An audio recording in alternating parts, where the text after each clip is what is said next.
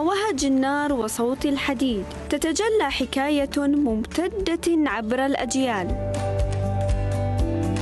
هنا في هذه الورشة الصغيرة التي تصارع البقاء بفضل إصرار هذا الأب على حماية هذه المهنة.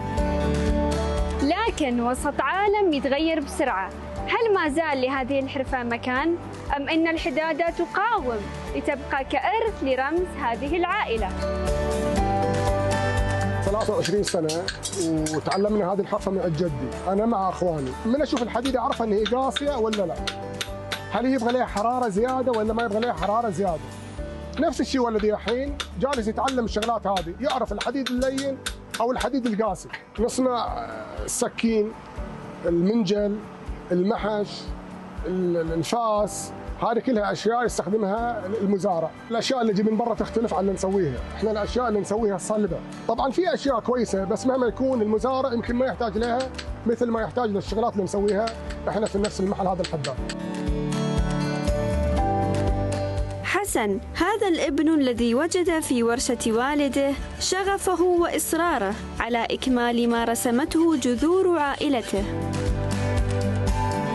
من كان عمري من 2.5 إلى 3 سنوات كان الوالد يجيبني أبوي يصورني هنا وأنا موجود، لحين المقاطع موجودة.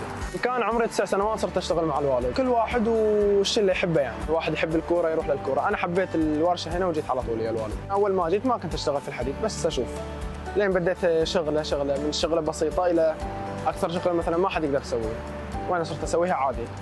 كنت الأول أتخوف منها، الحين عادي. التعب هذا مع الوالد أشوفه أنا راحة. في كل قطعة تطرق هنا تروى قصة صبرهما ليحاول هذا الرجل وابنه إيصال رسالة بأن إرث الأجداد يمكن أن يعيش طويلاً إذا وجد من يحافظ عليه. أي واحد يشتغل مع أبوه لازم يفتخر. أفتخر لما أشوف أدواتنا توصل للمزارعين الثانيين، وأتأكد أن هذه أدواتنا الصراحة أفتخر واجد، أن تعبنا ما راح حدث صراحة. شعوري لما أشوف ولدي يشتغل وياي بالعكس أرتاح. أنا أول حاجة يساعدني. طبعاً أنا لما اشتغلت وأنا صغير مو مثل اللي اشتغلت الحين أنا في العمر هذا، لما يساعدني ويشيل ويحط وياي أكيد أن أنا برتاح وفخور أن ولدي يشتغل في شغلتي. أنا وعدت الوالد أني أكون وقت فراغي أكون في هذا المحل. شعوري تجاه هذا المحل وقت حتى لو أنا متضايق وأشوف المحل الحياة ترجع لي.